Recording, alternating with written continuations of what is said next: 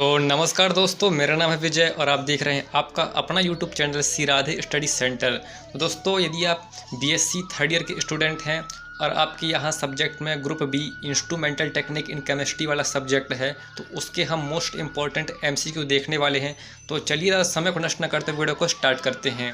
रासायनिक विश्लेषण में निम्नलिखित में से कौन सा उपकरण रासायनिक पदार्थों के मात्रात्मक और सार्थक गुणों का मापन करने के लिए प्रयोग किया जाता है? तो इसका सही आंसर हो जाएगा ऑप्शन नंबर बी, स्पेक्ट्रोमीटर। रासायनिक विश्लेषण में कौन सा उपकरण या विधि एक द्रव्य के विभिन्न घटकों की पहचान करने और उनके मात्रात्मक अनुपात को मापने के लिए प्रयोग किया जाता है? तो सही आंसर हो जाएगा ऑप्शन नंबर डी, क्रोमेटोग्राफी। विश्लेषणीय सैंपल में आर्द्रता का मापन किस उपकरण द्वारा किया जाता है? तो सही आंसर हो जाएगा ऑप्शन नंबर सी, थर्मोहाइग्रोमीटर। अगला है, निम्नलिखित में से नमी के मापन के लिए उपयुक्त इकाई कौन सी है? तो सही आंसर हो जाएगा ऑप्शन नंबर बी, प्रतिशत। रासायनिक विश्लेषण में विश्लेषकीय सैंपल को सुखाने के लिए सामान्यतः कौन सा उपकरण प्रयोग किया जाता है? तो सही आंसर हो जाएगा ऑप्शन नंबर डी, ओवन भट्ठी। अगला है, प्रयोगशाला में ऑटोमेशन का उद्देश्य क्या है? तो इसका सही आंसर हो जाएगा ऑप्शन नंबर बी, प्रयोगशाला के कामकाज को स्वचालित करना। अगला है, ऑटोमेशन के लाभों में से एक है, तो सही आंसर हो जाएगा ऑप्शन नंबर सी, काम की गति में सुधार।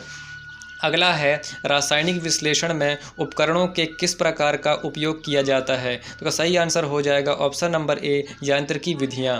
अगला है, गैर यांत्रिकी विधियों में से एक है, तो सही आंसर हो जाएगा ऑप्शन नंबर सी, तरल इलेक्ट्रोफोरेसिस। अगला है, एनालॉग सिग्नल के उदाहरण हैं, तो सही आंसर हो जाएगा ऑप्शन नंबर डी, उपर्युक्त सभी। डिजिटल सिग्नल के उदाहरण हैं, तो सही आंसर हो जाएगा ऑप्शन नंबर डी, उपर्युक्त सभी। अगला है, डिजिटल सिग्नल में संदेश किस रूप में भेजे जाते हैं? तो का सही आंसर हो जाएगा ऑप्शन नंबर बी, 0 और 1 बाइनरी डिजिट्स बिट्स में। अगला है, उत्तम प्रयोगशाला प्रणाली GLP क्या है? तो का सही आंसर हो जाएगा ऑप्शन नंबर बी, प्रयोगशाला में सुरक्षित और साफ वातावरण के लिए दिशा निर्देश। अगला है, निम्नलिखित में से कौन सा पदार्थ विघटित होने की प्रक्रिया दर्शाता है? तो सही आंसर हो जाएगा ऑप्शन नंबर सी, पानी का बर्फ। अगला है, विघटन और विलीनीकरण में त्रुटियों के स्रोत हैं, तो सही आंसर हो जाएगा ऑप्शन नंबर डी, उपरोक्त सभी। विद्युत का प्रभाव, विलयन का तापमान और विद्युत चुंबकीय विकिरण। अगला है, निम्नलिखित में से किस विकिरण की ऊर्जा अधिकतम होगी? तो सही आंसर हो जाएगा ऑप्शन नंबर बी, एक्स किरणें। अगला है, कौन सा अणु कंपन स्पेक्ट्रम होगा? तो सही आंसर हो जाएगा ऑप्शन नंबर डी, HI। अगला है, विद्युत चुंबकीय विकिरणों की ऊर्जा व्यक्त होगी, तो सही आंसर हो जाएगा ऑप्शन नंबर सी। अगला है, Nm एवं एंगस्ट्रॉम में निम्न संबंध होगा, तो सही आंसर हो जाएगा ऑप्शन नंबर बी। अगला है, बल नियतांक की इकाई है, तो सही आंसर हो जाएगा ऑप्शन नंबर सी, डाइन प्रति सेंटीमीटर। अगला है, घूर्णन स्पेक्ट्रम प्राप्त होता है, तो सही आंसर हो जाएगा ऑप्शन नंबर ए, सूक्ष्म तरंगों से। अगला है, घूर्णन एवं कंपन ऊर्जा में संक्रमण के लिए वर्ण नियम होगा, तो सही आंसर हो जाएगा ऑप्शन नंबर सी। अगला है, घूर्णन कारक B का मान होता है, तो सही आंसर हो जाएगा ऑप्शन नंबर बी। अगला है, रमन आवृत्ति को व्यक्त किया जाता है, तो सही आंसर हो जाएगा option number D. IR spectrum प्राप्त करने के लिए प्रकाशित उपकरण बनाए जाते हैं, तो सही आंसर हो जाएगा option number C, rock salt के। अगला है, अपचयित द्रव्यमान होता है, तो सही आंसर हो जाएगा ऑप्शन नंबर डी। अगला है, प्रति स्टोक्स रेखाओं की आवृत्ति का मान आपतित विकिरणों की तुलना में, तो सही आंसर हो जाएगा ऑप्शन नंबर ए, ज़्यादा। वर्णक्रम रेखाओं की तीव्रता निर्भर करती है, तो सही आंसर हो जाएगा ऑप्शन नंबर डी, उपर्युक्त सभी। आपतित विकिरण की प्रबलता, संक्रमण की प्रायिकता और आबादी घनत्व म्यू बराबर होता है, तो सही आंसर हो जाएगा ऑप्शन नंबर ए, C/λ। निम्नलिखित में से कौन सा अणु सूक्ष्म तरंग स्पेक्ट्रम देता है? तो सही आंसर हो जाएगा ऑप्शन नंबर ए, HCl। इंटरफेरोमीटर का उपयोग निम्न स्पेक्ट्रोमीटर में किया जाता है, तो सही आंसर हो जाएगा ऑप्शन नंबर सी, FTIR। फेलगेट लाभ किस स्पेक्ट्रोस्कोपी से संबंधित है? तो सही आंसर हो जाएगा ऑप्शन नंबर बी, FTIR। यदि अणु में केंद्र की सममिति हो तो उसके कोई भी कंपन एक ही समय पर रमन एवं IR सक्रिय नहीं होते, यह नियम कहलाता है, तो सही आंसर हो जाएगा ऑप्शन नंबर ए, पारस्परिक अपवर्जन का नियम। इथिलीन C2H4 अणु में संक्रमण पाया जाता है, तो सही आंसर हो जाएगा ऑप्शन नंबर बी, पाई और पाई प्लस। अगला है C5H12 यौगिक सिर्फ एक NMR सिग्नल देता है जो है, तो सही आंसर हो जाएगा ऑप्शन नंबर सी 2,2-डाईमेथिल प्रोपेन यौगिक सिर्फ एक NMR सिग्नल देगा, तो सही आंसर हो जाएगा ऑप्शन नंबर डी CH3COCH3। निम्नलिखित में से कौन से यौगिक का PMR सिग्नलों का विपाटन नहीं दर्शाएगा, तो सही आंसर हो जाएगा ऑप्शन नंबर ए टॉलुइन। एथिल अल्कोहल के PMR स्पेक्ट्रम से प्राप्त होने वाली सिग्नलों की संख्या होगी, तो सही आंसर हो जाएगा ऑप्शन नंबर सी 3। अगला है NMR स्पेक्ट्रम का निम्नलिखित में से किस क्षेत्र में अध्ययन किया जाता है, तो सही आंसर हो जाएगा ऑप्शन नंबर ए रेडियो फ्रिक्वेंसी। N+L नियम निम्नलिखित में से किस यौगिक में लागू नहीं होता है, तो सही आंसर हो जाएगा ऑप्शन नंबर ए एसिटिक अम्ल यौगिक सिर्फ एक NMR सिग्नल देगा, तो सही आंसर हो जाएगा ऑप्शन नंबर डी CH3COCH3। निम्नलिखित में से किसके द्वारा ESR प्रदर्शित नहीं किया जाएगा, तो सही आंसर हो जाएगा ऑप्शन नंबर डी प्रतिचुंबकीय। अगला है निम्नलिखित में से किस प्रकार के विकिरण से ESR का अध्ययन होता है, तो सही आंसर हो जाएगा ऑप्शन नंबर डी माइक्रोवेव द्वारा। अगला है बिना बंध के इलेक्ट्रॉन के लिए G कारक का मान होगा, तो सही आंसर हो जाएगा ऑप्शन नंबर बी 2.0023। अगला है हाइपरफाइन विपाटन ESR में निम्न में से किसमें पाया जा सकता है, तो सही आंसर होगा ऑप्शन नंबर सी नाभिक में I का मान 1/2 हो। 0.1 टेस्ला चुंबकीय क्षेत्र की तीव्रता का मान समतुल्य है, तो सही आंसर हो जाएगा option number C 1000 gauss. Hyperfine विपाटन नियतांक की इकाई ESR में होता है, तो सही आंसर हो जाएगा ऑप्शन नंबर ए गॉस। प्रारंभिक मानक पदार्थ का उपयोग ESR में उपयोग किया जाता है, तो सही आंसर हो जाएगा ऑप्शन नंबर ए DPPH। 3 समतुल्य प्रोटॉन के कारण शिखर पिंड के विपाटन की अनुपात होगा, तो सही आंसर हो जाएगा ऑप्शन नंबर डी 1:3:3:1।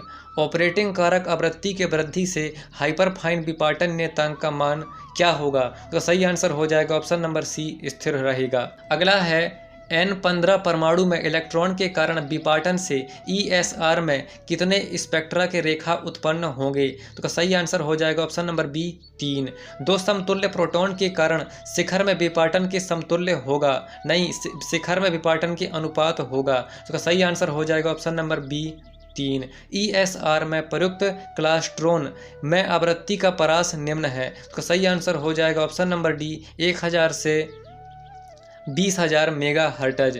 CH3CH2 का होल्ट वाइज CN का E1 इलेक्ट्रॉन प्रभाव द्रव्यमान स्पेक्ट्रम और आधार शिखर का MZ मान दिखाएगा, तो सही आंसर हो जाएगा ऑप्शन नंबर सी 41। निम्नलिखित में से कौन सा यौगिक E1 इलेक्ट्रॉन प्रभाव द्रव्यमान स्पेक्ट्रम में MZ 72 पर आधार शिखर देता है, तो सही आंसर हो जाएगा ऑप्शन नंबर ए। निम्नलिखित में से कौन सा यौगिक E1 इलेक्ट्रॉन प्रभाव द्रव्यमान स्पेक्ट्रम में MZ 121, 105, 77, 44 पर आधार शिखर दिखाता है, आधार शिखर दर्शाता है, तो सही आंसर हो जाएगा ऑप्शन नंबर बी।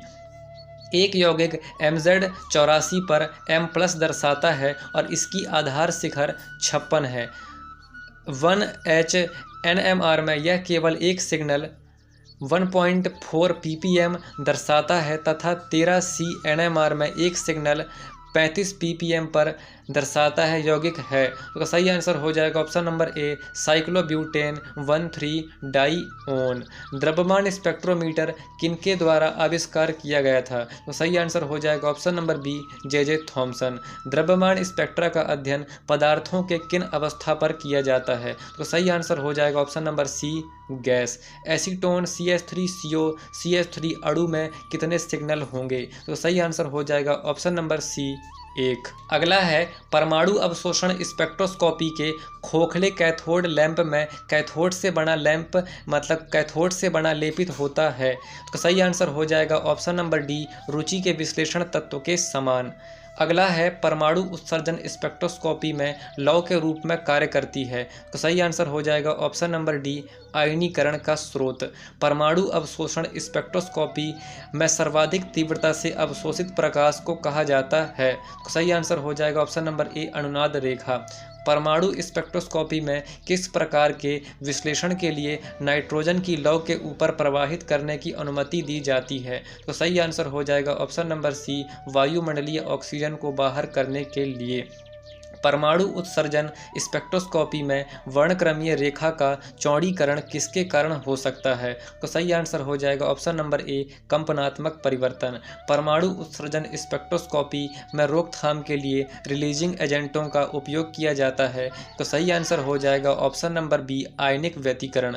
परमाणु अवशोषण स्पेक्ट्रोस्कोपी में परमाणुीकरण के दौरान प्रक्रिया का सही क्रम चुनें। तो सही आंसर हो जाएगा ऑप्शन नंबर सी, विघटन, नेबुलाइजर, बाष्पीकरण, पृथक्करण, आयनीकरण, आयन।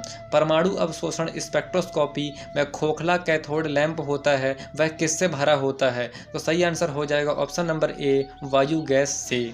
अगला है सुनहरी पीली लौ से जलने वाली धातु है। तो सही आंसर हो जाएगा ऑप्शन नंबर बी, सोडियम। अगला है निम्नलिखित को छोड़कर सभी का उपयोग वोल्टामेट्री में कार्यशील इलेक्ट्रोड के रूप में किया जाता है। तो सही आंसर हो जाएगा ऑप्शन नंबर ए, जिंक। प्रसार धारा को पारे की गिरावट के अंतिम जीवन काल में मापा जाता है। तो सही आंसर हो जाएगा option number C, square wave polarography. Polarography में प्रसार धारा, डिफ्यूजन करंट निम्नलिखित को छोड़कर सभी पर निर्भर करती है। तो सही आंसर हो जाएगा ऑप्शन नंबर सी, तापमान। पोलेरोग्राफी में सैंपल विलयन में मिलाए गए सहायक इलेक्ट्रोलाइट की मात्रा है। तो सही आंसर हो जाएगा option number B, 10 times. Polarography में सहायक इलेक्ट्रोड है। तो सही आंसर हो जाएगा ऑप्शन नंबर बी, DME। निम्नलिखित में से कौन सा PCO2 इलेक्ट्रोड से संबंध नहीं है? तो सही आंसर हो जाएगा ऑप्शन नंबर सी, एम्पेरोमेट्री। पोटेंशियोमेट्री में निम्नलिखित में से किसे मानक इलेक्ट्रोड माना जाता है? तो सही आंसर हो जाएगा option number B, H electrode. Ion चयनात्मक इलेक्ट्रोड के सिद्धांतों का उपयोग करके एक झिल्ली में संभावित अंतर को मापने वाली तकनीक है। तो सही आंसर हो जाएगा option number B, potentiometry. Serum या प्लाज्मा में क्लोराइड को मापने के लिए किस चीज़ का यानी किसके उपयोग की जाने वाली एक विद्युत रासायनिक तकनीक है? तो सही आंसर हो जाएगा ऑप्शन नंबर सी, कूलोमेट्री। अगला है विलयन में डूबे दो अर्धशैलों के बीच वोल्टेज अंतर के माप को कहा जाता है। तो सही आंसर हो जाएगा option number C, potentiometry. Polarography में वर्किंग इलेक्ट्रोड है। तो सही आंसर हो जाएगा option number A, dropping mercury electrode. अगला है गैस क्रोमेटोग्राफी में स्थिर प्रावस्था से बना होता है और चलित प्रावस्था से बना होता है। तो सही आंसर हो जाएगा ऑप्शन नंबर सी, तरल गैस। गैस क्रोमेटोग्राफी निम्नलिखित में से किस तरीके से की जा सकती है? तो सही आंसर हो जाएगा ऑप्शन नंबर ए, केवल कॉलम में। क्रोमेटोग्राफी एक भौतिक विधि है जिसका उपयोग अलग करने के लिए किया जाता है। तो सही आंसर हो जाएगा ऑप्शन नंबर बी, जटिल मिश्रण। क्रोमेटोग्राफी में कौन सा बल शामिल होता है? तो सही आंसर हो जाएगा ऑप्शन नंबर डी, सभी। हाइड्रोजन बल, लंदन बल और विद्युत स्थैतिक बल। गैस क्रोमेटोग्राफी में अस्थिर घटकों को अलग करने का आधार में अंतर है। तो सही आंसर हो जाएगा ऑप्शन नंबर ए, विभाजन गुणांक। HPLC किसका संक्षिप्त रूप है? तो सही आंसर हो जाएगा option number B, high performance liquid chromatography, उच्च दाब तरल क्रोमेटोग्राफी। अगला है पानी का अपवर्तनांक होगा। तो सही आंसर हो जाएगा ऑप्शन नंबर डी, 1.33। पोलेरीमीटर क्या मापता है? तो सही आंसर हो जाएगा ऑप्शन नंबर बी, एक ऑप्टिकल सक्रिय यौगिक के घूर्णन का कोण। तो आज की वीडियो में इतना ही। मिलते हैं आपको अपनी नेक्स्ट किसी नॉलेजेबल वीडियो में। तब तक के लिए धन्यवाद। जय हिंद, जय भारत।